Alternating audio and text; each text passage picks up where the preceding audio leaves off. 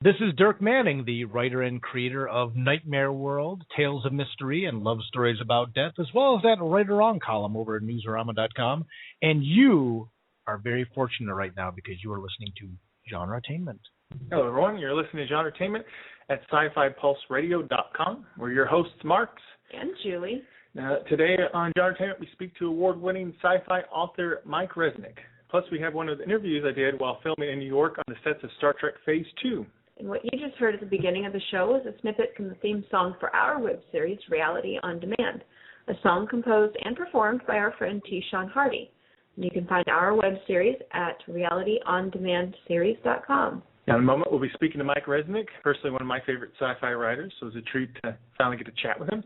And Resnick tells us how he started in writing, gives tips for new writers, tells us what upcoming projects he has, and he has a lot, and he gives details about some of his most popular books and so much more.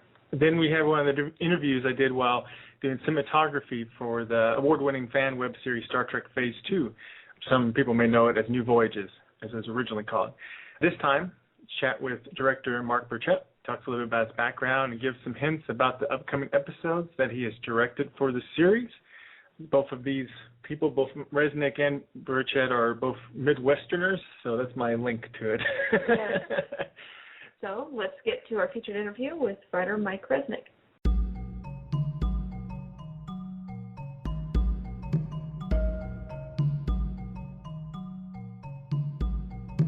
You're listening to Genretainment, and today we have sci-fi writer Mike Resnick with us. I believe he's won 5 Hugo Awards and won some Nebula Awards. I have 5 Hugos from 36 Hugo nominations, which not only makes me one of the bigger winners, but probably the all-time loser. And I've got a Nebula, and I've won awards in France, Spain, Croatia, Poland, and Japan, as well as here. Wow. That must be exciting to have so many people all around the world reading your books. Yes, and I've lost awards all around the world, too. Well, you got to lose sometimes to win, so. Right. All right. Well, let's talk about what you're doing right now. Well, I'm always doing 3 or 4 things at once. Right now, I am finishing a mystery novel titled The Trojan Colt for a publisher called 7th Street. I'm writing a science fiction novel, the 4th in a series, called The Doctor and the Dinosaurs. And I'm collaborating on a screenplay with Harry Kluwer, who is a screenwriter and a producer. And it's called Some Heroes Die, and it's not science fiction. And that's and Jupiter 9? I'm always writing a bunch of short stories. I usually do about 8 or 10 a year, and some articles. Great. And now the screenplay, that's with Jupiter 9 Productions? Yeah. What can you tell us about it, besides not being a sci-fi? Well, it is based on a true story about the woman who actually went to war with Congress for about 10 years in the Washington, D.C. area, and finally beat the teachers union and got voucher schools and charter schools accepted and legal. And how did you get involved in that? Do you write screenplays very often? No, I've only done a couple. I did one of Santiago for Capella, and one of another of my books, The Windowmaker, for Miramax. Neither of them have been made, but those were the only 2 I've done. And a friend of mine, Harry Kluwer, who, as I say, is a screenwriter, he also is the only man in history in any country to get 2 PhDs in 2 different sciences in the same year. So you wonder why a guy that bright is wasting his time in Hollywood. But he asked me to collaborate with him on this one, so I said sure. That's great. Now, you mentioned Santiago and Windowmaker. Santiago, that's probably one of your most famous books, Myth of the Far Future. I think it was published in '86. And it stayed in print continuously for 25 years. Finally went out of print in 2011. Yeah, and that's one of the first of your books that I read. So you wrote a screenplay. I was wondering if there was any interest in making that a movie, because I thought that would be a good one. I know. Well, I would love to see it made into a movie. It'll pay me more than the book ever did. But on the other hand, it has been under continuous option since 1989, so they have probably already paid me more in option money than I would have gotten if they made the movie in 1989. And how do those option deals work? You have a limited amount of years for them to make it then? Well, usually what will happen is they'll come to you and they will offer X number of dollars for a 1 or 2 year option, renewable once. And all that means is you agree to keep your property off the market while they go around for that time period, 1 or 2 years, and try and raise money. If not to make the movie, at least to get what we call development money, which usually comes to about $500,000, and it pays for screenplays and rewrites and this and that and publicity. And all it means is, instead of $1 million to 1, it's down to about 200 to 1 against their making it. Mm-hmm. There are some properties that, if you're Stephen King, you're probably getting $500,000 option because they know they're going to make it. If you're down where I'm at, the option is considerably less because, as I say, the odds are 100 to 1 they won't make it. About half the executives in Hollywood are in the business of not making movies. See, as long as a property stays in development, everybody keeps getting paid. But when the movie comes out and loses money, there are a few people who will never work in that business again, and they protect their asses by making sure that most of the films don't get made. Mm-hmm. Also, there are a number of ways to destroy a movie that are done every day. One of them is multiple writers. Almost no movie gets done by one writer. One of the reasons is protective coloration. You're an executive. If you okay a big loser like, say, The Postman, which was not a horrible movie, but it had a horrible box office, you don't work again. But if you hire me and then Joe Blow and Joe Blow's brother and then the guy down the street, and now you walk up to the producers and say, well, I hired 6 of the best writers. They couldn't make it work, and you're off the hook. Another thing that happens is that when you hear about these $1 million fees for screenwriters, that's not so in the sense that most people think. You might get anywhere from $50,000 to $150,000 up front for writing the script and rewriting, and all the rest is a bonus based on credit. If you get a sole credit, you get the whole bonus. If you get a half credit, shared credit, you get half the bonus. And the Writers Guild West determines who gets credit. And they tend to favor the original writer.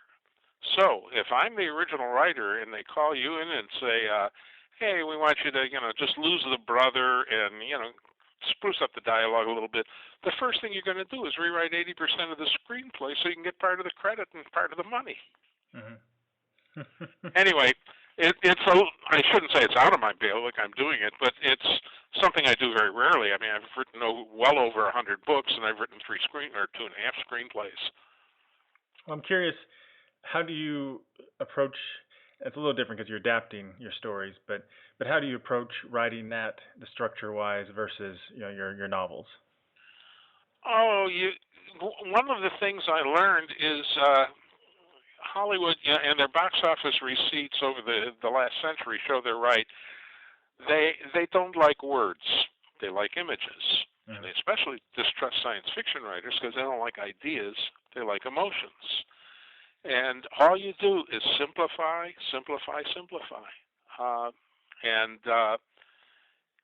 Anytime I have a page where half of the page is dialogue, I throw it out and rewrite it because they don't want to hear a lot of words. A best example of that would be 2001: A Space Odyssey. Mm-hmm. Sit down and watch it someday and put a clock on it. And that film goes more than an hour before the first word is spoken. That's what film can do that books can't. Mm-hmm. That's true. And you can't get inside the character's head either, like a book. Right. That's another problem. I much prefer books. I mean, that's what I make my living, and I don't watch that many movies. I prefer to read books. But Hollywood plays with monopoly money, so when they call, I come. Now let's talk about those two previous books that you wrote scripts for, Windowmaker and Santiago. Can you tell us a little bit about those stories for those people who haven't read them? Yeah, Santiago is my attempt to write a myth of the far future.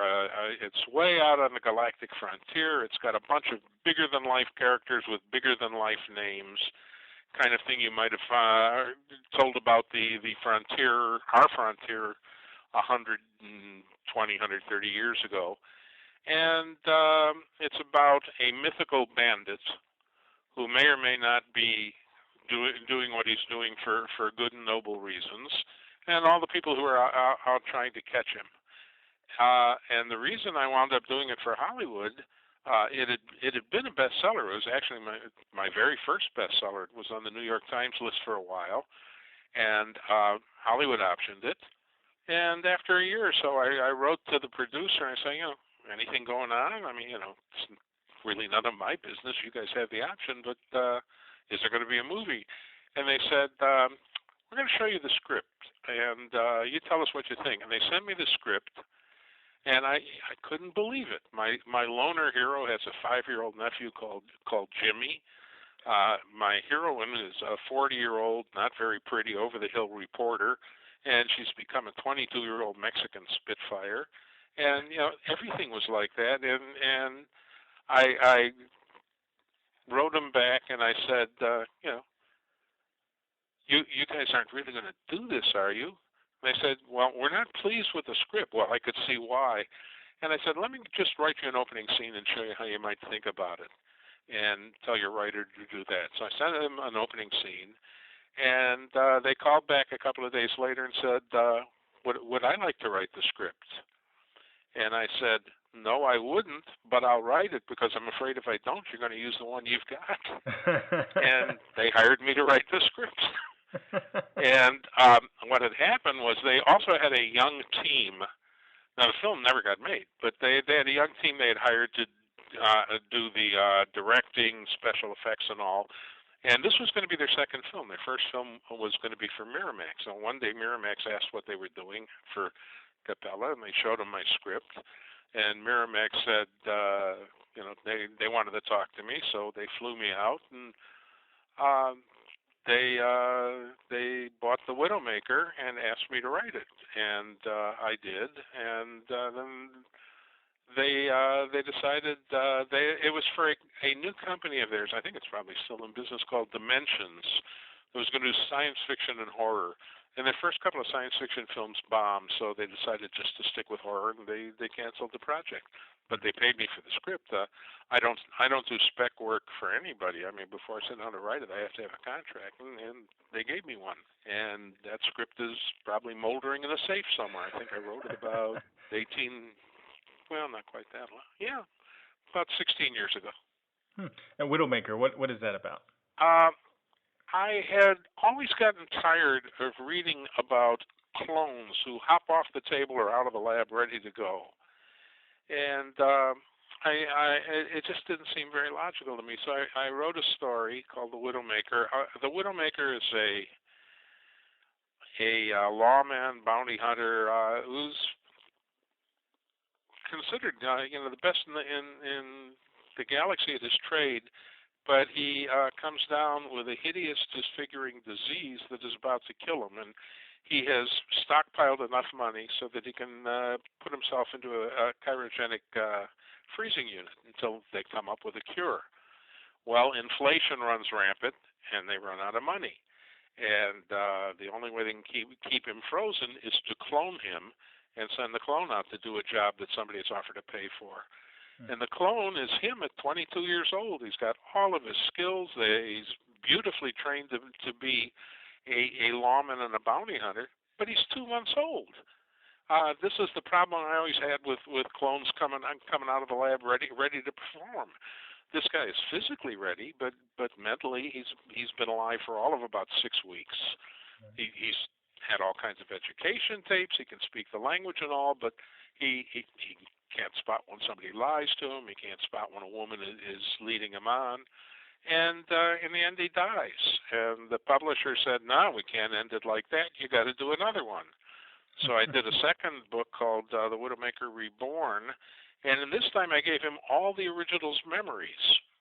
But the original's been frozen for a century, and those memories are a century out of date, which just about kills him as well. The third book, it was a trilogy. The original is now a 64-year-old guy, and he has been cured, and all he wants to do is retire and tend to his flowers and not bother anyone. But he is constantly running into enemies that the first two clones made, enemies that he doesn't recognize as enemies because he wasn't around for it. And those are the three books in essence. Many of your stories, even though they're sci-fi, do have a certain kind of Western feel, like bounty hunters and such. And then I think you've done a weird Western series, actually, right now. Oh, yeah, I've just, that's the one I'm doing right now. But actually, I'm probably most famous for my African stuff. I've been to Africa a number of times, and I have a book called Kirinyaga, which is the most awarded book in science fiction history. It's got something like 67 awards and nominations. And I have my most awarded story is called Seven Views of Olduvai Gorge, and it takes place in Africa. So for the longest time, a number of critics without ever asking, thought I was black and said so in print. What are those stories about? Some of them are too complex to tell you very briefly.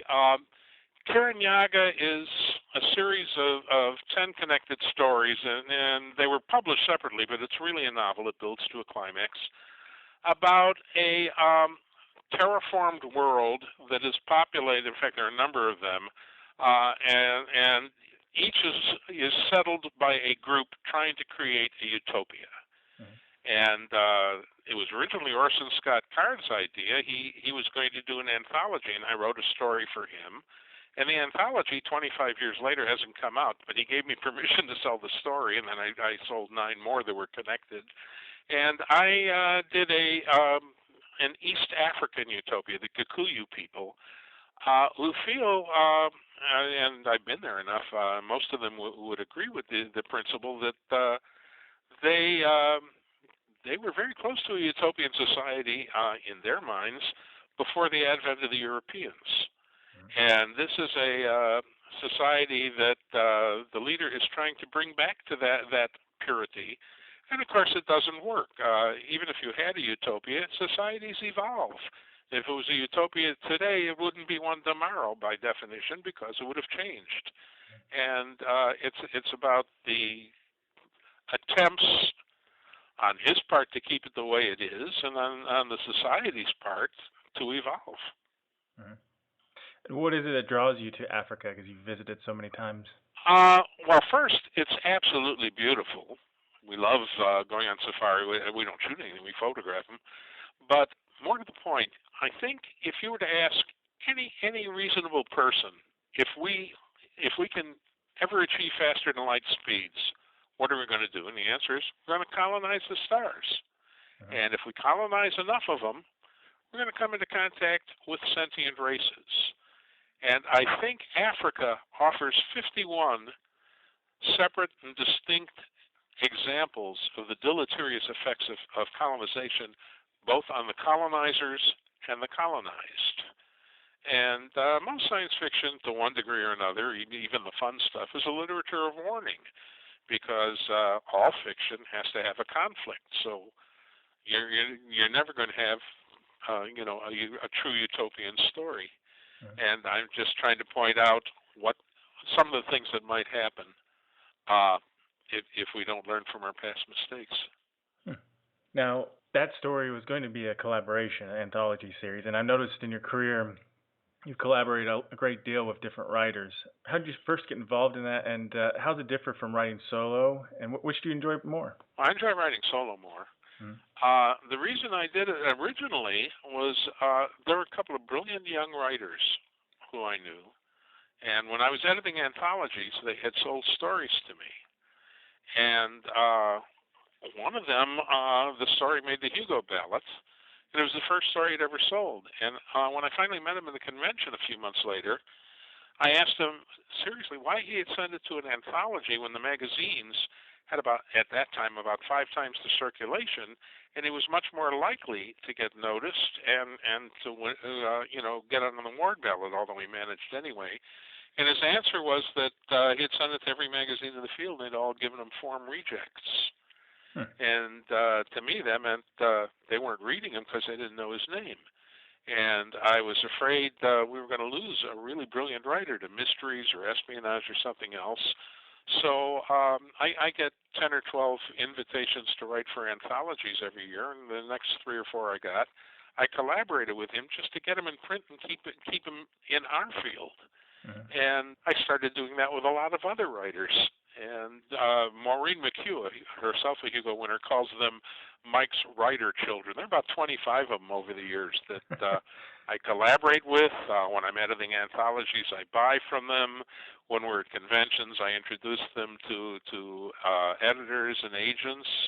And it's my way of thanking the field for being so good to me. I can't pay back. Everybody who helped me is rich or dead or both, so I pay forward. Oh, that's really great.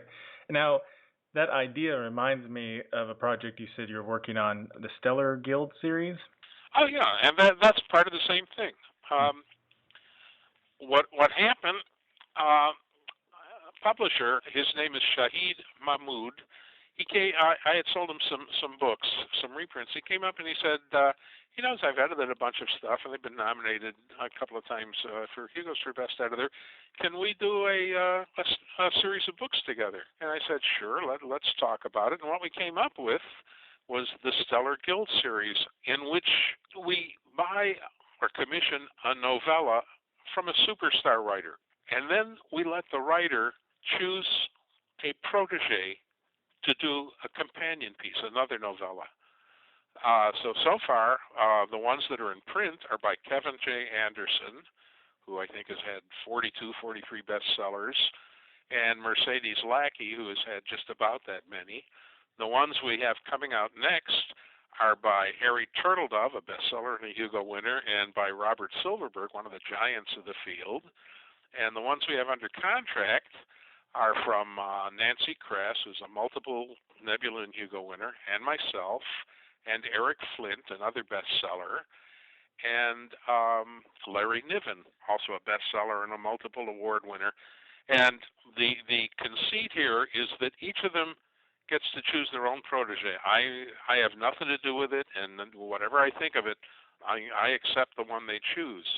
And these are people who make huge money, and they're contracted years ahead. And when I walked up to each of them and said, I want a novella from you for this series, every one of them said no. And then when I added that I want a companion piece by a protege that you choose, and he will share cover credit with you, every one of them found time to do it. So I'm very proud of this field. That is great that so many writers are willing to help other newer writers grow in their career. Yeah, this field has always been very, very generous. I think part of it, seriously, may be that we have so many conventions. I think the mystery writers have just 1 or 2, plus the Edgar Awards ceremony. And the Western writers have the Spur ceremony. Maybe they have a convention. But science fiction has about 200 or 300 a year. If you're a science fiction writer and you just go to 3 or 4 of the bigger conventions, in 2 or 3 years' time, you've met 90% of your peers.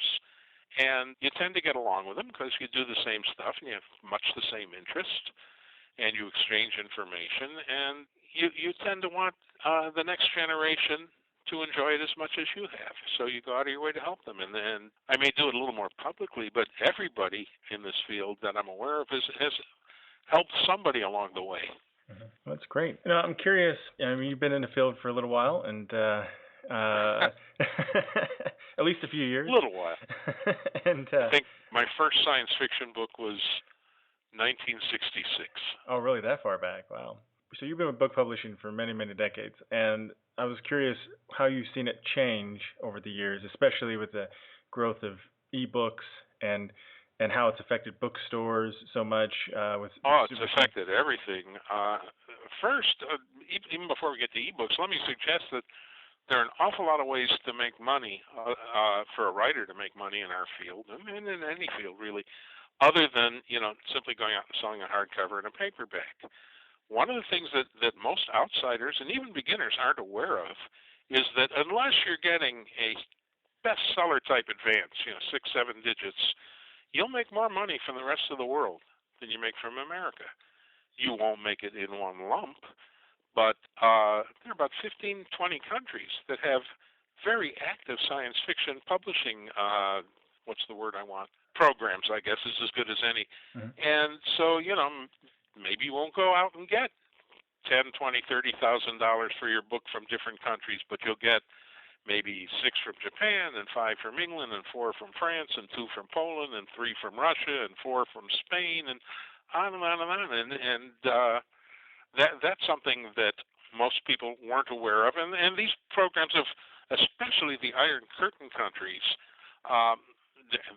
they weren't a market at all because there was an Iron Curtain, and their money was totally controlled. But for the last 20 years, they have been incredibly active and aggressive in hunting down the writers they wanted and in dealing with them. Another thing is audio. I just made a 28-book sale to Audible.com. Mm-hmm. They're reprints. They're not new books, but these books were gathering dust, and somebody just bought 28 of them for a very handsome price. These are things that nobody did 10 or 12 years ago. And then, of course, there's ebooks.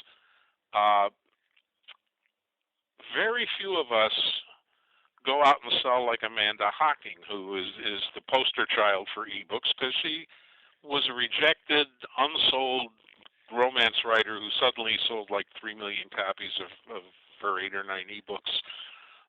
The thing is that while we may not sell like that, there are certain things that we can do. I have, for example, as I said, I've sold over 100 books. I've got about 75 that have reverted to me that are not in print anymore. And I have self-published most of these. They're for sale at Amazon and then Barnes and Apple and whatever. But more to the point, I'm getting 70% royalties on those, whereas if I go with a publisher, I get 10%. Now, I wouldn't do it for a new book. Writers live on advances, and these things don't sell, at least in most of our cases, the way a published book sells, because the publisher has a publicity department. He's got all kinds of things that we don't have, and we don't want to spend the money on. But for a book that, again, like the Audible books, is just sitting around gathering dust, this is a great thing to do. You put it up, and every time you sell one, you make 70% instead of 10. Writers can count. They're all going to be doing that. For Audible.com, do they just read the book, or do they add sound effects? I'm curious because I've seen different ways of doing it.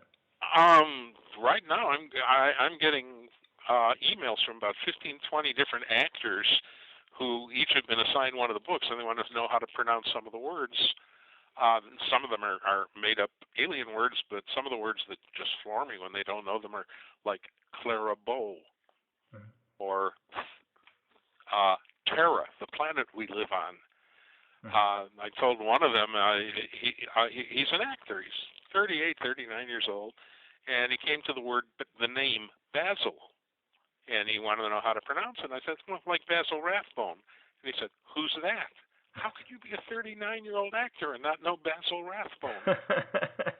But anyway, they do read them aloud, and they record them. And Audible is not going away anytime soon. Amazon bought it about 4 years ago for $300 million, and Amazon doesn't pay that kind of money for losing propositions. But there are others. Audible only does downloads. I have also sold to Blackstone Audio, which is one of the ones you see in the bookstore, on CDs. And I've sold to a third company. I can't even remember the name of it now. That my agent does most of my selling, but also on CDs. So there are all kinds of ways to do this. Great. That didn't exist 20 years ago or 30 years ago when I was getting started and breaking in. Now, going back to some of your recurring styles, I mean, you have African culture in some of your stories. and then you have sort of a semi-Western or Western feel in some of your stories. Yeah, and I've done one other thing as well. I hadn't realized it until my bibliographer pointed it out. I've sold 130 some funny stories and 8 or 9 funny books, which is pretty rare in this field. So you're obviously, well, I know when we talked back and forth the email, you were cracking some jokes. So so comedy's probably something that's in your veins and kind of comes out. It's always been considered very hard to sell, but for some reason I've never had any problem with that. As I say, probably better than a third of my stories are funny ones. Now, speaking of Westerns, you've actually done straight up, well, I haven't read these, so I shouldn't say that, but you call them weird Westerns, so I'm assuming they take place in the West. I can explain that.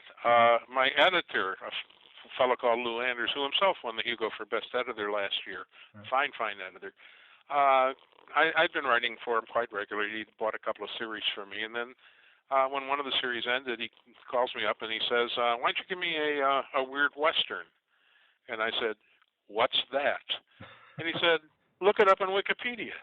So, son of a bitch, there it is in Wikipedia. So a weird Western is a Western with certain bizarre fantasy elements. So that I decided to, I've always liked Doc Holliday's characters. I decided to set this in Tombstone, at least the first of them, about the time of the OK Corral. And the United States has been halted at the Mississippi River by the magic of the Indian medicine men. So they need to go out and find out, how to deal with this, where the weaknesses are. So they take the brightest American they can find, which is Thomas Edison, and they send him out there to study the Indians and see what he can come up with to counter it. So I even get to do steampunk as well as weird Western. He's using science, and the Indians are using magic, enough so that Bat Masterson is turned into Ho-Ho, a vampire bat. Johnny Ringo is a zombie, and that makes him very, very hard to kill.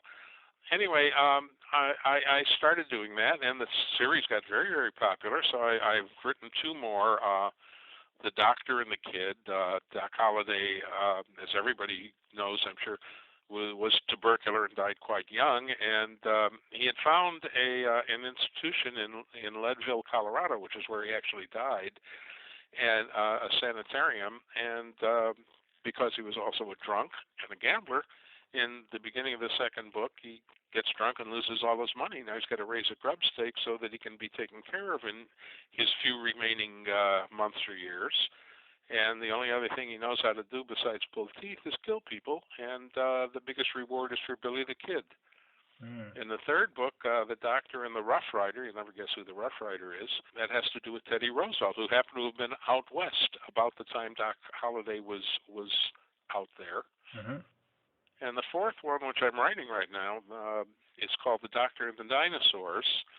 And it occurred to me that what we call the Bone Wars, the wars between Charles Othniel Marsh and Edward Drinker Cope, the 2 great paleontologists of the 19th century, who hated each other's guts, even got Congress to pass laws against each other, but came up with 200-300 different dinosaur specimens, again occurred just before Holliday died, and I was able to find a way to do that too. Again, if these are weird Westerns, which they are, which means fantasy, and they happen to be digging in an Indian graveyard without knowing it, how would an Indian retaliate? By bringing to life what they're digging for. Anyway, Cope and Marsh really were fascinating. It was said, I've got an awful lot of research material on that, and it's fresh in my mind because I'm working on it. It was said that the third most important job on one of their digs was paleontologist. Second most important job was riding shotgun to keep the Indians at bay. And the most important job on both of their digs was saboteur. They really hated each other. It sounds like it. But when they started, only 3 species of dinosaur had been found in America. When they finished about 20 years later, over 200 had been found, thanks to them. How much research do you usually do for your books? I mean, obviously this is a period piece. Usually nowhere near this much. They say write what you know. Well, if I'm making up a world, I know it better than you do, and that's just about enough.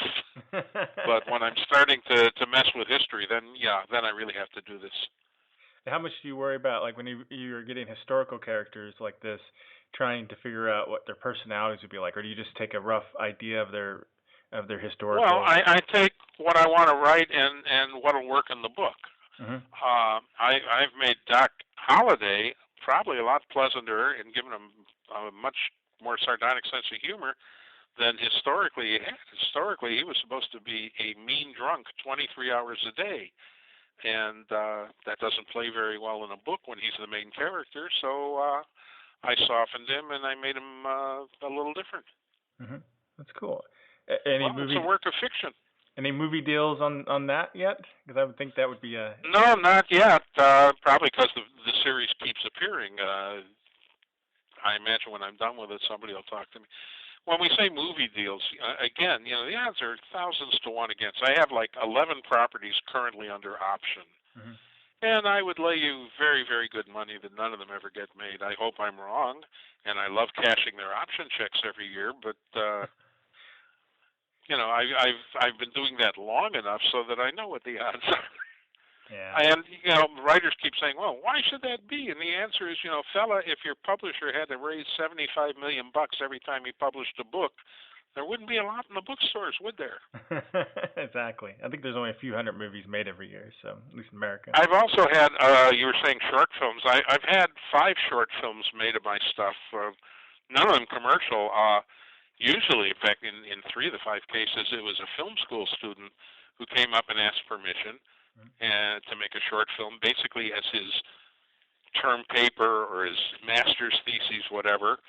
And I've always given permission on the assumption if they'll sign a contract saying that it's an amateur film, so I still have the right to sell it somewhere else. Mm-hmm. And at the WorldCon, the World Science Fiction Convention, about 2 months ago, I was the guest of honor this year, and they asked me if I would bring some of these films and show them. So they gave me 3 hours, and I showed 5 of the short films. Oh, that's great. Yeah, I was just curious about how that would work. So if they sign a contract saying it's amateur, then someone else who comes along and wants to buy your story, they're okay that story exists? Is it because there's no distribution, I guess, for a short film? It's not really... It's right. only well, a short run. They're not allowed to distribute it. It's an amateur project made solely for their grade in their school, whatever. Mm-hmm. And they are not allowed to make a penny on it. Mm-hmm. They're not allowed to show it for money. Yeah, I always thought that the Oracle trilogy would make an awesome, really interesting trilogy. That was under option for about 5 years. I saw the written screenplay. It was all right. I wouldn't have written it that way, but it was a company called Red Giant Media, and after 5 years, they couldn't raise the money, and they finally gave up the option. Now, you have a tremendous amount of books and short films that you've written. I don't know how you have the time. So I'm just kind of curious, how fast do you write a book? I wish I could tell you. The thing is, I never work on just one thing at once. When I'm writing a book, I'll take a few days off, maybe 3 different times during the book to write a short story, and then I come back to the book refreshed. I do regular columns for different publications. I have to do those every month or 2. So when I say, it'll take me 4 months to do this book, that's 4 months including everything else I do. If I sat down and just did the book, probably a month and a half. I have done books in another field in my starving writer days under pseudonyms, the quote adult field, in as little as 3 days. But they were books. The only person I wanted to know my name was the guy who signed the checks. An awful lot of us came out of that field. There's always been a field in American letters where if you were fast and facile and willing to work under a pseudonym, you can make a decent living while you were learning how to write. Mm-hmm. In the 30s and 40s, it was the pulps. In the 70s, it was Gothics. In the 50s and 60s, it was the adult field, which some people call the sex field. Although I must say that modern romance novels are much sexier than the stuff we wrote in the sex field back then. And some of the guys who came out of that field have gone on to pretty good things. There's not just me. There's Robert Silverberg, also a Worldcon Guest of Honor and a multiple Hugo winner. Donald E. Westlake, who won a number of Edgars and was a screenwriter and a mystery grandmaster. Lawrence Block, who has 4 Edgars and was a mystery grandmaster. And it wasn't limited just to guys. Marion Zimmer Bradley wrote a number of them under pseudonyms. As I say, it was a good training ground where you could make very, very decent money while you were learning how. And my rule of thumb was always that I would never take more than 4 days to write one, because I always thought if it took me 5 days, my brain had turned to porridge and run out my ear. So I learned to write very, very, very fast. Well, how big are these books you wrote? Oh, back then I would imagine 50,000 words for a book. Uh-huh. Huh. I didn't know that. About half what they are today. But as I say, that was just, I grinded out field. Nobody really cared about it. And one after another, these guys either went into total obscurity or became pretty good writers. Maybe I should try that. Another one is Barry Malzberg, over 100 books. He got to start there. That's what I should do for film. I should do like pornography just to build up money, and then no. But well, none of these books were strong enough to ever get busted. And as I say, if you look at some of the stuff we did in the early 60s, and compare it to the typical romance novel today, or vampire romance, or any paranormal romance, they're much stronger than what we were writing for a much more innocent audience back then. Yeah, some of the books, they dip into erotica quite quickly, but yeah, which I'm surprised. I mean, some of the books I've read of yours that weren't that sexualized, so I'm kind of surprised that you that's how you got started, at least for money. So. Yeah, I mean, I was selling stories in high school. I wrote my way through college. But when it came time to make a living, when I had a wife and a daughter and bills, I couldn't afford to just write stories to markets that didn't know me and hope somebody would pay me. So I started writing this stuff, and I also edited some men's magazines. I edited some hideous weekly tabloids like the Inquirer, only worse. And I did that for about 10 years, and I couldn't stand it any longer, and I got back to the field I love. Now, of all the books and short stories you've written, could you pick one short story or one novel that you've written that is your favorite, and why? Oh hell, they're all my children. I know it's tough. I can do it a different way. My best-selling novel is Santiago. Anybody's most awarded novel is Kirinyaga. And in shorter works, my most awarded story is a novella called Seven Views of Olduvai Gorge, which won a Nebula and a Hugo and a this and a that, and won awards in 5-6 countries. But my favorite is always the one I'm working on next, and my second favorite is always the one I'm working on today. But it almost has to be, otherwise you can't stay excited about it, right? Yeah, that's the thing. You sit alone in a room, and no matter how many times you've sold it, you don't really know till you're done what people are going to think of it. So you really got to not only have confidence, but you got to love what you're doing.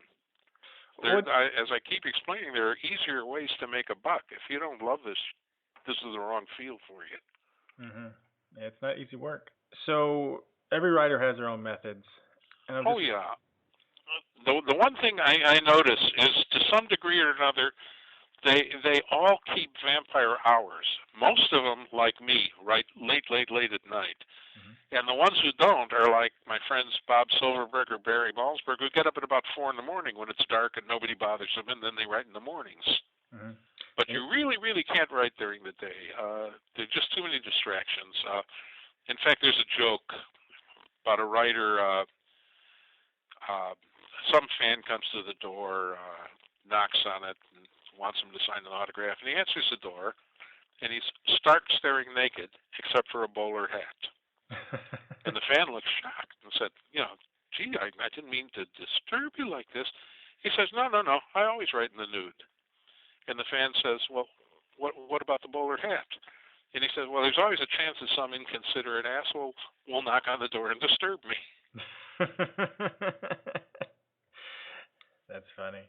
I can see it because there is a lot of distractions, and sometimes your family and friends, even though they know you're writing, they don't quite understand the time and focus you need to have, and they distract you. You know, they're trying to talk to you or ask you to do things. And now, years and years ago, L. Sprague de Camp, one of our sainted writers from earlier eras, wrote a book called The Science Fiction Handbook, in which he was trying to explain science fiction to an audience that probably had never heard of it before, and he was asking each writer how much time they spent, and the best answer came from a guy called Clifford Simic, who wrote City and a number of other classics.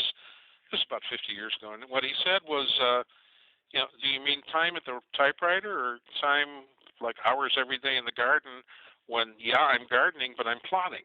Yeah, absolutely, because you have to have, it's not just about the writing, you have to come the concepts, you have to brainstorm. Yeah, you have to think it through. Sometimes you have to sit down and do your research, although God knows Google has made it a lot easier than it used to be. Mm-hmm. But, a lot goes into it besides just the typing. I do more script writing, and I notice with script writing it's so strict, or more strict, about the structure because we have so many less pages. So they're all about, you have to pre-plan, you don't have to, I guess, but it almost is all about pre-planning every single step before you start writing, almost.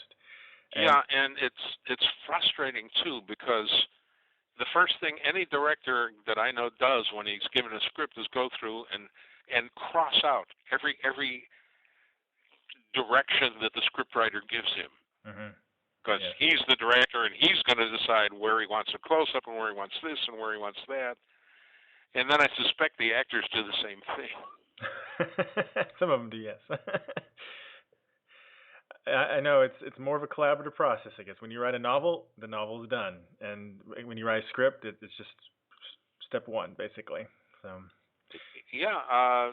When I write a novel, every word of it is mine, and I don't have to change anything. If I don't like what they say, I can go elsewhere. Mm-hmm. But when you write a screenplay, all the writers in Hollywood are infinitely interchangeable. And then you sit at a story conference with a producer and a director and 7 other executives, and you realize that you, the scriptwriter, are the only one sitting there who doesn't have script approval. And writers out there have minimally less clout than the men's room attendant or the producer's niece's hairdresser. I know. That's one of the things I like about TV a little bit more than movies is that writers have a little bit more power in television. That's true. But in movies, I mean... Yeah, on the movie, the director's God. And on the writer, interchangeable. On TV... writer's not quite God, but he's a little more powerful than the director. On the other hand, I haven't watched a TV show since 1982, so I'm doing this from memory. Oh, really? Wow. I decided back then that I was really getting tired of having my intellect insulted every single time I tried to watch a show. And if I gave up watching, an hour and a half, 2 hours a night, I could probably write another book a year. And I figure I've written another 35 books by not watching television for the last 30 years, and I do not feel culturally deprived. Probably not. My memory of television is not Studio One or Playhouse 90. They didn't last very long. My memory is Gilligan's Island and the Beverly Hillbillies, and oh God, never again. I have to say that television in general, except for reality TV shows and such, has gotten a little more sophisticated in their writing since back in the 80s. But well, maybe it has, but I'm happier with the 35 extra books I wrote. Exactly. I think you got the right. And not wanting to throw something through the TV screen every couple hours. For sure. I still watch the news. I watch sports. I watch old movies, but I will not watch a show. Mm-hmm. Well, and then if you get hooked, you're watching how many hours for each season? 13, 20 hours. So that's a lot of time. Yeah, and back when I quit, I think they were up around 30. Mm-hmm. That's 28, 30 episodes a year. Yeah, they've shrunk over the years. Now it's 13 episode orders are almost the standard, at least for non-network. And in some ways that's improved the writing a little bit because you have to admit, like if you had to write well, obviously just stat, but in general, if you had to write 20 or more stories in 1 year, one setting, one group of characters, you couldn't change it too much. You'd have to be faking it, a little bit, change. Of course I would, especially when they told me I had to have a 3-minute break, 2 minutes into the show, and then 17 minutes into the show, and then before the final titles, and it's very formulatized, and I have enormous admiration for anybody who can do it and please an audience, but they're not going to get a chance to please me. That's why I think it attracted me a little bit to web series, because there's no real set format, so you can really play with how you want to present the story. Like, they could be very short each episode, very long. So that's something, at least for independent filmmakers, very attractive. But for writing novels and short films, for anyone who might be listening who wants to break into writing novels, especially science fiction novels, what would you suggest to them on how they could attempt to do that? And also an extension to that, when writing, what's some top to do, not to do's that you feel? Okay, well, basically the first to do is that writers write, and people who are not going to be writers just talk about writing. And it's harder than most people think to get the discipline to sit down every day, no matter what's going on, and write. But the other thing is, especially in science fiction, you have to be well read in the field. This is a field that gives you all time and space to play with. And the one thing they don't want you to do is tell the same story over and over again. This is not like mysteries where you get a detective and then you just run him through his paces for the next 30 years. One of the things you can do is go to the major conventions, which would be the World Con and the World Fantasy Con, and meet some of the editors, some of the agents, and talk to them, find out what they're looking for, and talk to some of the writers, try to network with them so you can find out about all the stuff that's not necessarily advertised. Most anthology editors do not advertise that they're doing one, because they don't want to read 900 stories for what they're getting paid. What else can I tell you? There are a number of very, very good workshops. The toughest to get into, and often the best, is called the Clarion Workshop, Clarion. If you Google it, you can get all the information you need about that. Another one is the L. Ron Hubbard Writers of the Future contest. Hubbard has been dead 40 years. Nobody mentions Scientology. They're really just interested in working with potential writers, and they've turned out some very, very good ones.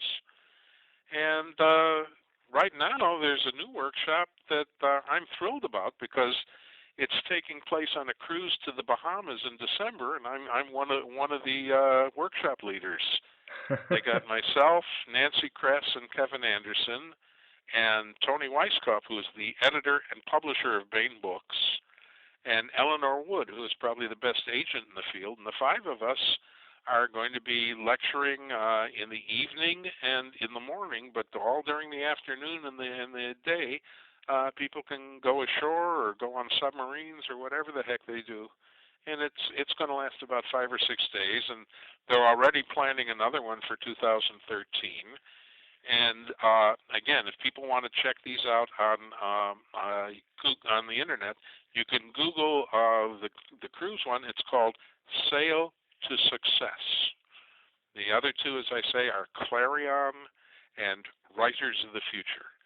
And there are others as well. I'm sure there are a number of online workshops. The trick is, you don't want the blind leading the blind. You should have some accomplished writers there who can tell you when you're going wrong, or can give you information that you're going to need. But as I said, if it was easy, we'd all do it. I like the cruise one. That would be just... Oh, I like the cruise one, too. That would be just a great experience. You may be assured that the 5 teachers are being comped on this cruise. And also, what's a good tip when they're writing of something not to do, like a common mistake early writers make? Well, the first problem is to not read to not be aware of what you're sending to. In other words, Analog is known for hard science fiction. They almost never do a fantasy. The magazine of fantasy and science fiction is mostly fantasy. They never do high-tech, hard science stories. So if you have a fantasy and you send it to analog, you've just wasted, a couple of months of your time. And vice versa. If you have a hard science story and send it to fantasy and science fiction, same thing. You have to learn what the magazines are looking for, and for that you have to study them. Asimov and Analog are owned by the same company. They have the same publication schedule. Their offices are about 40 feet apart, and both deal with problems. But Asimov's deals with problems and consequences, and Analog deals with problems and solutions. There are about 15 e-zines, electronic zines, that are paying what SIFWA, Science Fiction Writers of America, considers professional rates. But again, if you don't read them, you could waste a couple of years sending stories to magazines whose format and whose character simply mitigates against your ever selling to a particular story to them. Another thing is you hear about sending off sample chapters and a synopsis. Yeah, but if you're a beginner, they don't know that you can complete the book. So you're going to have to write a whole book before anybody looks at it. Groucho Marx once said that he wouldn't belong to any country club that would have him as a member. I would move that forward and say I don't think any beginning unsold writer should have an agent who will handle an unsold writer. If your agent isn't busier than that, if he's able to take a week or two out of his year to handle an unsold writer, you don't want him. He's just not good enough. That's good advice. Before this interview and different discussion, we were talking, and you said that you had sold video game rights to the Weird Westerns. Yeah. And you also, speaking of Santiago, I sold role-playing game rights to that. Mm-hmm. I've never played a video game or a role-playing game in my life, so I hope they do a good job, but I'll never know. I was curious if you ever played either one. Is that something new, or have you optioned before to? No, this is new in both cases. The Santiago game, the role-playing game, went to a fella called Russ Morrissey, who has a huge web page, capital E, capital N, and he's British, and they've done a number of games, and he bought Santiago last year, and it should be coming out about Christmas time. And the video thing was just, maybe a month ago. It's called Podunk something or other, the name of the company. Mm-hmm. And they just agreed to buy it, and they have something like 10 months or 12 months, I have to look at the contract, in which to make it. And they tell me they're moving right ahead, so hopefully. Although, as I say, when they're done, I won't know if the games are any good or not. Now, you have a major novel coming up, the Cassandra Project? Yeah, that's due out in about, 3-4 days, I think. I just got my author's copy today. That's a collaboration with Jack McDevitt, a longtime friend, but it's the first time we've ever collaborated. Mm-hmm. And this month, they're also, 7th Street is reprinting a mystery novel of mine called Dog in the Manger. And next month, Pyre is bringing out The Doctor and the Rough Rider. Mm-hmm. I definitely want to check out your Weird Western series. I think that sounds really cool. I mean, I want to check out all your books, but you make so many so fast. Well, I like doing it. That's basically, I love what I do, and I don't have much of a private life or a personal life. I just sit here and write books and stories. Well, I love book series quite a bit, and I've always been a fan of series of books. Publishers love them too because they reinforce each other, in sales. Mm-hmm. And back before the days of the superstores, like Barnes and Borders, publishers loved them even more because there was a limited amount of rack space, and you tended to stay on longer if you were a series and you had more than one book in it. And now you've done quite a few series, so I mean, is that something that really attracts you? Well, they're just much easier to sell. In fact, these days it's very difficult to sell a standalone book, even for me. And for beginner, I mean, if that's you were asking what's another mistake. It's not a mistake, but if you're a beginner, at least leave a few loose ends. If you don't have sequels planned. Leave something so when the editor says, "Can you do another?" you can say yes and know what you're talking about. Oh, well, that's a good tip I never thought about. I always thought book publishers didn't really want series as much. I don't know why. Oh no, they really do. These days, an endangered species is a standalone novel to which there are no sequels. Now, do you feel in book publishing for writers now compared to when you first started out, or at any point between, do you feel that it's easier, harder, or the same to try to break in from what you talk to people? It's probably as hard as it ever was. There are a lot more books being published, but there are a lot more writers too. Mm-hmm. When I joined the Science Fiction Writers of America, it was their initial meeting, their organizational meeting in 1965. I think there were 130 of us. Today there's about 1,800. I guarantee you no more than a couple of hundred can be making all or even a major part of their living from science fiction. But there were some other things too. At that organizational meeting, they did an informal poll, and it turned out that there were only, in 1965, 2 writers of science fiction who were making more than $10,000 a year off science fiction. They were Robert Heinlein and Robert Silverberg. Asimov and Arthur Clarke were making a lot more money, but they were doing nonfiction. A fanzine called Land's Lantern did a survey, I believe in 1992, and they found out that more than 75 writers and more than 5 writers' estates were making $80,000 a year or more. It changed that much that quickly. Wow. That is a major shift. And I would say right now it's probably nowhere near that many anymore. I was wondering. Well, there was a time when you got your advantage to a great extent on how well you hyped yourself. Then came the computer. And once they got computer returns, you couldn't lie anymore. You couldn't stay a step ahead of your returns. That was an expression. It meant that you would sell a book to, say, Bantam, and they would give you, a nice advance for it, and you would sell the next one to Tor, and you do that before the Bantam book went out and bombed. And then you sell the one after that to Warner's before the Tor book had a chance to bomb. That was called staying a step ahead of your returns. But in this computer age, it can't be done. And advances on book deals, is that common or only after you've been established? After you've sold a few books? You have to get an advance. That's the name of the game. This is what writers live on, is their advances. Royalties are wonderful to have when you get them, but not every book earns out. And not every book that is going to earn out earns at the same rate or at a rate that lets you pay your bills. So, yeah, you have to have an advance. Okay. I would say the average beginner's advance in the field hasn't changed much in about 25 years anyway. It's $4,000 to $6,000. That's not bad. I didn't know if they would take the chance, like the first time someone writes a novel, to pay them out in advance first. Yeah, they have to. And from the publisher's point of view, he can't lose money on that. Mm-hmm.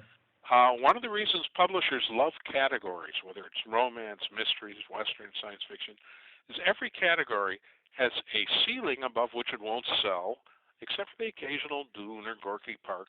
It has a floor below it which it won't sell. So as long as the publisher keeps his costs below the floor, he can't lose money. I mean, if he pays a beginner $4,000 and he gives him generic cover art and maybe a tenth of a page ad in Locus or one of the other trade scenes, he can't lose money. If he printed all blank pages, he knows he's going to sell 6,812 paperbacks or whatever it is. Mm-hmm. So as long as he keeps his expenses below that, he's fine. The only way he can get hurt is to pay a beginner, $50,000 or hire Frank Frazetta to do the cover or print 600,000 copies. So we won't do that. Mm-hmm. The author is pretty much on his own for his first 2 or 3 books, and if he proves that he can sell a little above average with no help from the publisher, at that point the publisher is happy to step in and promote him. But if the author doesn't do that, the publisher can look at his first 2 or 3 books and say, well, we can buy this guy forever and make $300 a book off him forever, or we can get rid of him and maybe the next guy along that we buy will be the next Asimov. Mm-hmm. Well, that's interesting.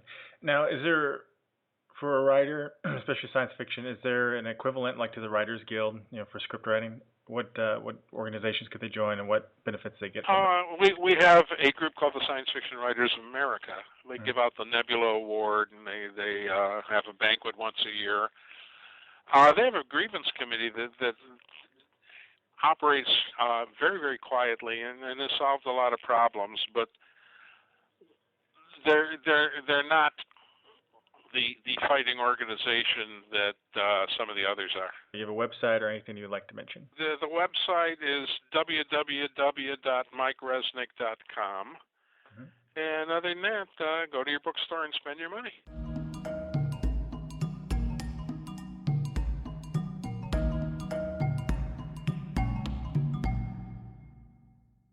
Hi, I'm R.A. Salvatore, Bob Salvatore. Been writing fantasy books for 25 years now and going strong, and you're listening to Genretainment. Well, thanks to Mike Resnick for agreeing to the interview, and we look forward to his future books. I'm currently reading the first book in his Weird West series, and I'm really enjoying it. Maybe we'll talk about it in a future episode. And next up, we have an interview from the sets of Star Trek New Voyages, or Phase 2, with director Mark Resnick. But first, we do have a phone call. So let's see who's on the line. Live radio. This could be interesting. Hello. Well, hello there. I believe it's somebody's birthday today. It is somebody's birthday today. Yes, Hi, it is, Ian. isn't Thank it? you. Well, hello, Julie. Are you ready for this? Get your ears on. I'm about to get rid of all your listeners in one foul swoop. Are you ready? Okay. Happy birthday to you. Happy birthday to you. Happy birthday, dear Julie. Happy birthday to you. Woo! Hey, you're good. Thank you. But it sounded better before when I was trying to do it really crapping like Marilyn Monroe. But, Well, if you're like me, after a little bit of alcohol, I always sound better. I don't know if I really do. I feel like I do. I've not had any alcohol to do this song whatsoever. No alcohol. Well, then you're definitely very good. Next year I'll play it on the guitar, okay? That's great. Maybe next year I'll learn the guitar. Next year guitar too. Yes, it's Julie's birthday, so congrats to her. I have radio, so I could lie on my age. Negative. Hi, thank you. Yes, I am now officially 15 years younger than I was yesterday. We were going to chat a little bit about, Ian, you can help us out here. We're going to do a little bit of chat about some of the big sci-fi news, and it's either really great or sort of depending on which side you. What do you think about the Disney Star Wars thing? I'm putting you on the spot. I was going to ask you this. I think it's, I'm not sure if I'm cracking up or you guys breaking up on my end, so I can actually barely hear. I just heard about you asking me about the Star Wars thing there. I think it's really good. I mean, because let's face it, George Lucas has done nothing but f*** it up for the past 30 years. How do you really feel? I was going to be more diplomatic. Or try. Well, how do you feel? So. Yeah. Well, I wish he had not episodes 1, 2, and 3.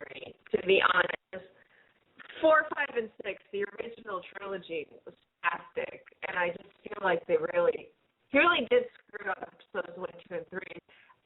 You're being optimistic, and hopefully Disney can't do any worse. Well, Disney has done a good job.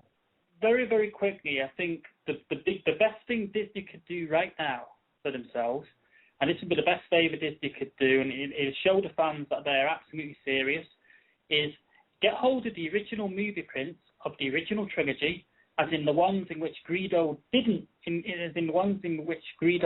shoot first, and clean them up, and try and get them out by next Christmas.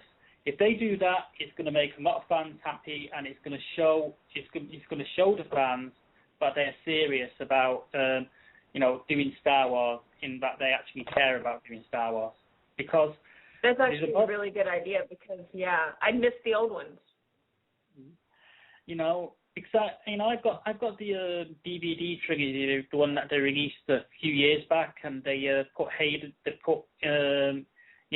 Brat Boy, whoever told him he could actually be shot as a Darth Vader at the end when Luke Skywalker sees his father. It's sort of like it's a younger man, and I thought, that kind of sucked. Yeah, yeah. I grew up on the original ones, and I did go see when they re-released the original ones with the changes and new footage and all that stuff. And I remember thinking, boy, it's not really the same, because a movie is like a photograph, and it's just kind of a snapshot in time. And the original trilogy, Star Wars, was so advanced for its time, but it also was sort of its time. And trying to update it just sort of rings false, I think. Mm-hmm. I didn't mind the additional footage so much. What I did mind was when he was sort of like changing things, like the actor, that played Luke's father at the end of at the end of Return of the Jedi. He didn't even say anything. He just stood there with Yoda and Obi-Wan, and I just felt switching him out was, he was just wrong. It looked wrong. It just didn't look right, because when Vader died, he was still his father underneath the mask, and it was a much older man underneath the mask as well. Mm-hmm. So it should have been representative of that, and not sort of like some 20-something wet behind the ears kid who I wanted to sort of like bloody kill for the best part of 2 movies. Yeah, that kind of, and in episodes 1, 2, and 3, the love story didn't work for me. Like, I never really saw why she fell in love with him, and if she did, why. I mean, he was kind of a little twit through so much of it. a little twit. I'd go further than that, calling him a little twat. But there we go. That's going to be lost in translation on some of the American listeners that don't know what that is. But, I remember when you tried to explain that one to me. But and my first reaction was, oh no, they're going to Disney-fy it. But he really already did with episodes 1, 2, and 3. And then I started thinking back, and I was watching on it's kind of non sequitur, I guess, but watching on a PBS about the history of Broadway, and they're going through periods, and really Disney helped, believe it or not. I mean, people were worried whenever Disney invested in Broadway, and they're like, oh God, it's going to ruin. And it really brought about a revival. So I don't know, maybe if they can do it for Broadway, they can do it for Star Wars. I certainly think if you, sorry Matt, if you look at what Disney have done with the event with the Marvel movies, they've not really interfered with those in any way, because those are still produced. Yeah, they have turned out fantastic. If they manage it the same way as Marvel, then I think it may do well. Yeah, I mean, they might. They have business sense because they're still around, so they might realize. But what concerns me is they're definitely keeping George Lucas in as a creative consultant, and I think he said that he's going to be pretty involved, but I kind of hope he's not. I hope they're smart enough that they'll go, that's nice. We're going to get someone who won't screw up the script. I think he's lost the edge a little bit. Mr. George Lucas. Oh, God love him. He just hit gold on the first 3, and bless his heart, he did have a good run there for a long time, but Marx is right. He lost his edge. He got out of it. And, then again, if he stays in it partially, then maybe he'll get his edge back. Well, maybe he just works better as a collaborator rather than fully in charge. That's true. Maybe it's just better other people direct, and he just kind of oversees. Yeah. To be honest, Mark, he didn't have as much involvement as in the first trilogy of films than he did in the second trilogy of films, because he wrote and directed and produced every single one of that second trilogy of films. Now, if you look at the Star Wars, the first one, and Return of the Jedi, the third one, are the ones that he kind of did. But the third one was Erwin Kirshner, his film school teacher, who directed that one. And that second one out of the first trilogy is by far, even to this day, the strongest of the 3 movies. And I think Return of the Jedi is actually where it started to go wrong, because Lucas started seeing how well all the merchandises were going, and lo and behold, you get Ewoks. Well, I'm not as harsh on the Ewoks as a lot of people, but yeah, the second one, they're better. Is the best one. They're better than Jar Jar. Oh my! The bar is set so low with Jar Jar.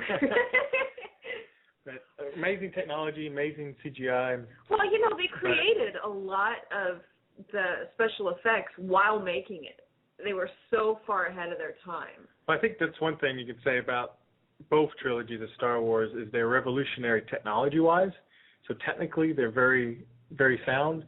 It just in the new trilogy or the Prelude trilogy, I think they lost somewhere in the translation of the heart of the story. The characters were really made the movies in the first trilogy. Yeah. Well, we could talk all day about this. I know. Very, very quickly on a closing note for you here. I hate that first trilogy so much. I actually have a T-shirt, and it's produced by a company. I'm not sure if it's still in business, called Tosmers or something, and it says Tosmer Wars, Revenge of the Shit, and it's got kind of like a Yoda type character and a turd engaged in a lightsaber battle. It's a really cute T-shirt. Can you send us a photo of that sometime? I would love to see that shirt.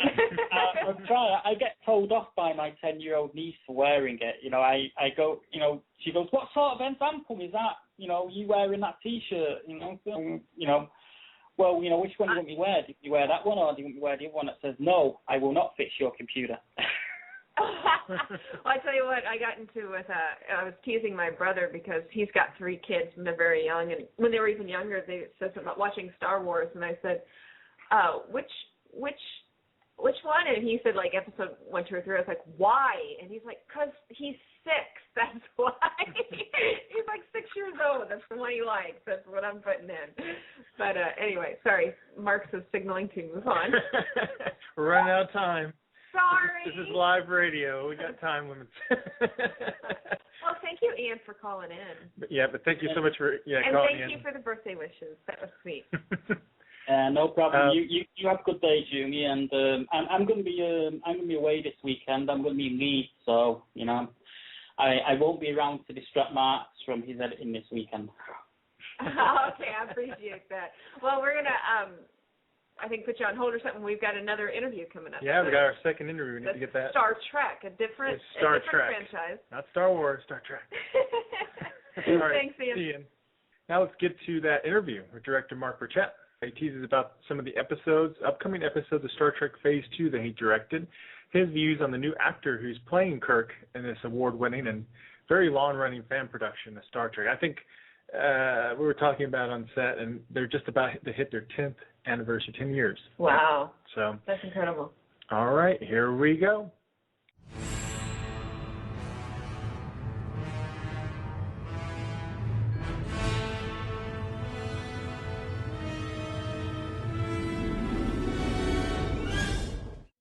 This is Marx, and you're listening to Genre Entertainment. I'm here in upstate New York at the set of Star Trek Phase 2 with one of the directors. Could you introduce yourself? Yeah, hi, my name is Mark Burchett, and I'm director on the episodes Mind Sifter and Bread and Savagery. Great. Can you tell us a little bit about those episodes? Well, Mind Sifter is from a short story that was written as part of the first anthology of Star Trek fan fiction back in 1974, and it was a very memorable story, and I remember reading it when I was 14 years old. And when I was approached to direct the episode based on it, I was just all for it. I'd already envisioned the episode in my head, when I was a teenager, so it was really cool to bring it to life. And Bread and Savagery, what can you tell us? I know it's not out yet, so what can you say? Anything? All I can say is that it revisits the story from the original series Bread and Circuses. And we've got a really talented cast of people, and it is our introduction to the new Captain Kirk, Brian Gross.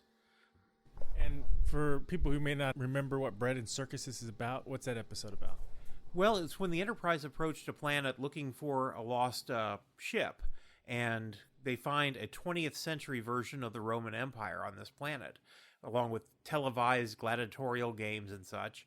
and the captain of the lost ship had actually become a high official in the Roman government there. And it was up to the Enterprise to try and reduce the amount of cultural contamination that was brought about by the crew of the Enterprise. Okay, and can you tell us a little bit about your film background? Well, I studied film when I was at the University of Cincinnati. I have a Bachelor of Fine Arts degree in broadcasting and film. It's something I've always been interested in. I made little 8mm movies as a kid. As an adult, I've directed 4 feature films, 3 of which have gone into national distribution. I hadn't actually been associated with the Star Trek Phase 2 production, but I'd been a huge fan on the internet. I got a email because apparently a director, the woman who was originally supposed to direct Mindsifter, dropped out 2 weeks before production. They were scrambling to find a director.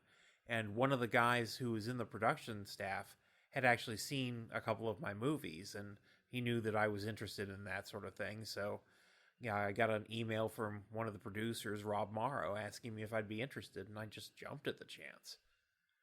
But I've loved Star Trek since I was a kid, and the chance to make it be real with this incredibly talented group of people is just, it's more fun than I could ever hope to convey to somebody. Now, as a Star Trek fan, do you find it challenging to try to duplicate the look of Star Trek and the feel of Star Trek, but also add your own unique touch to it? Yeah, it's challenging. I really enjoy the fact that we're able to reproduce the look of it. But yeah, you want to bring your own voice to it at the same time. I've gotten to contribute on the creative side to the sort of the direction the series is going, in that I was asked to help recast a couple of characters. The biggest challenge and the biggest honor really was when James Cawley, the producer of the show, who had been playing Captain Kirk since its inception, called me and asked me if I could help him recast the role of Captain Kirk, that he wanted to concentrate more on the executive producer role of the show.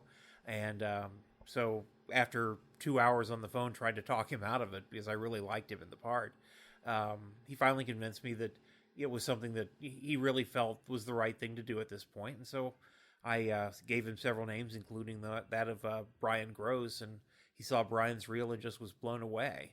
I also got a chance to recast Lieutenant Uhura, as our previous Lieutenant Uhura had left to pursue other projects. And wonderfully talented young actress named Jasmine Pierce. I'd known her for several years. She'd studied at New York University and had just graduated, and I contacted her, and she came up to the studios and was a wonderful Uhura. So yeah, I feel a lot of my contributions creatively and my own fingerprints on the series are with things like that. Now, some people may have seen Brian on TV. He's been on a lot of projects. How did you get to know him? How did you make that contact? And what has he been in that someone may have seen him in? Well, he's been on a lot of he's been in a lot of television shows on the networks. He did guest appearances, I believe, on CSI, Cold Case. He was on Saving Grace with Holly Hunter. He's also done a number of B movies. He was in 2001 Maniacs with Robert Englund, and he had just completed a movie that I helped with in Indiana with my producing partner, Bill Dever, the remake of The Giant Gila Monster. He did a wonderful job in all of those things, and he projects a real strong Kirk-like quality to him. I mean, he's not in no way imitating William Shatner, as James Cawley also did not imitate William Shatner. But Brian is actually from Iowa, as the character is supposed to be, and he has just this really charming quality to him, while at the same time being strong and assertive. And he's also just like too handsome. I really wished I could hate him for that. But he's just such a nice guy, it's impossible. You said you watched all the episodes of Phase 2. You've kept up with it at least. And what is your favorite episode and why? Well, other than Bread and Savagery, which I think is going to turn out to be really great, the best one that I've seen, and I like all of them, but the best one I've seen was World Enough in Time, where George Takei came back to play Sulu. It was a wonderfully written script. It was wonderfully produced. The acting in it throughout was great. I think it's his best acting ever. I think that he really wasn't given nearly enough to do as Sulu, and he really got to show his talents in this.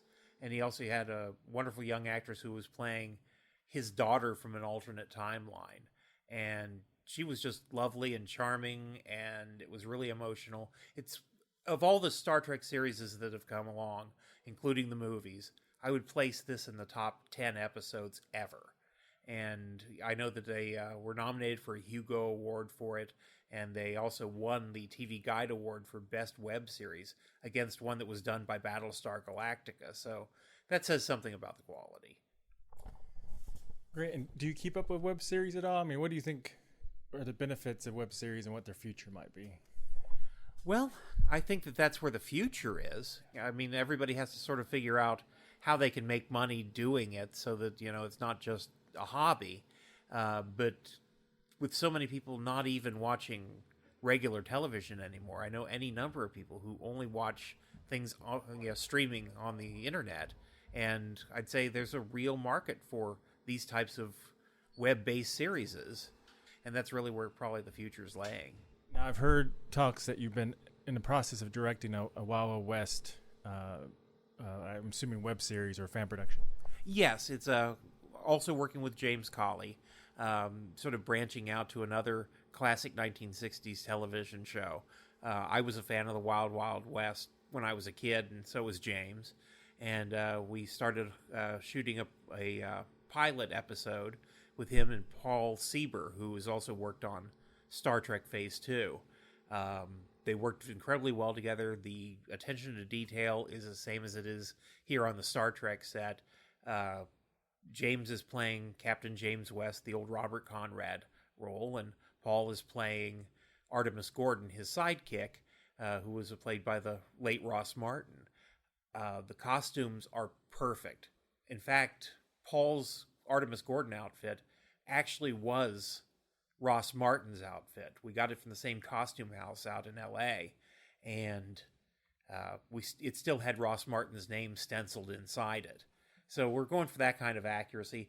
James's wardrobe is an exact copy of one of Robert Conrad's outfits, which James actually owns, but doesn't want to mess up on a set. But yeah, he was able to get all the correct materials and measurements from it, and so it is a precise copy, which is, I think, anybody who's worked with James or enjoys James's work enjoys that kind of attention to detail that he places there, because it's just absolutely perfection. Mr. Spock? Captain. Mr. Scott? We're ready, sir.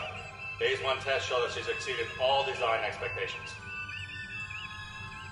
Then let's begin Phase 2.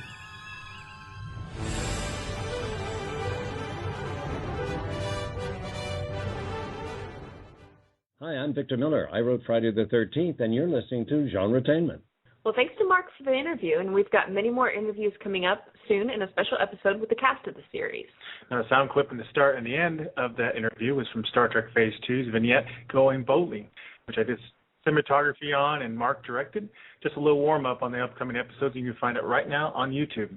So that's it for today's Genretainment, and check back next week with all new guests, and join us right back here on this channel at sci-fi-pulseradio.com next Tuesday at 4 p.m. Pacific.